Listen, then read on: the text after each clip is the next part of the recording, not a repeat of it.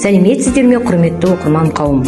Арқалық қаласында облыстық нөмірі 2 әмбебап ғылыми кітапханасының ақпараттық библиографиялық қамтамасыз ету бөлімі мемлекет және қоғам қайраткері, социалистік еңбек ері Еркін Нұржанұлы Әуелбековтің туғанына 95 жыл толуына орай қайсар тұлға қажырлы қайраткер атты библиографиялық жаднаманы сіздердің назарларыңызға ұсынады. Халық сүйіспеншілігіне бөленген тұлға, мемлекет және қоғам қайраткері Әуелбеков Еркін Нұржанұлы 1930 жылы 22 мамырда Ғабит Мүсірепов атындағы ауданның Жаңасу ауылында дүниеге келген.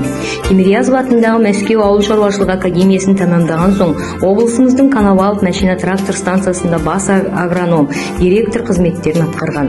Бұдан соң Марельский кеңшарына басшылық еткен. 1961-1965 жылдары облыстық атқару комитеті төрағасының орынбасары, кейін жергілікті партия комитетінің екінші хатшысы болған.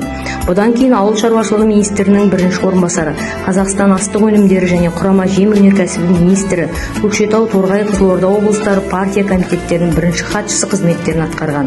1988 жылы КСРО жоғарғы кеңесі ұлттар кеңесінің ұлттық саясат және халықаралық қатынастар жөніндегі комиссиясы төрағасының орынбасары.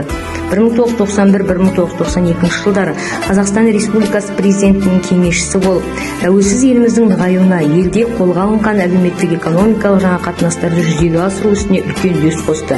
Еркін Нұржанұлы Әуелбеков шын мәнінде мемлекет және қоғам қайраткері болып туғандай. Бала кезінен сабаққа зерек болып, Москвадағы жоғары оқу орнын қызыл дипломмен бітіріп, біліммен сусындап алғаннан кейінгі басталған еңбек жолының қай сатысында жүрмесін, қай қызметте болмасын, мәселені мемлекеттік деңгейде ойлады.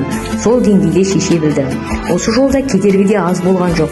Өмір қақтығысқа, күреске толы болды. Көп ретте жеңді. Өзінің қойған мәселесінің елдік іс екеніне қарсыластарының да, жоғарыдағылардың да көзін жеткізе білді. Ол туған жері Көкшетауда ғана емес, бірінші басшы болып қызмет атқарған Торғай, Қызылорда облыстарында да өзінің кім екендігін көрсетіп кеткен биік тұлға.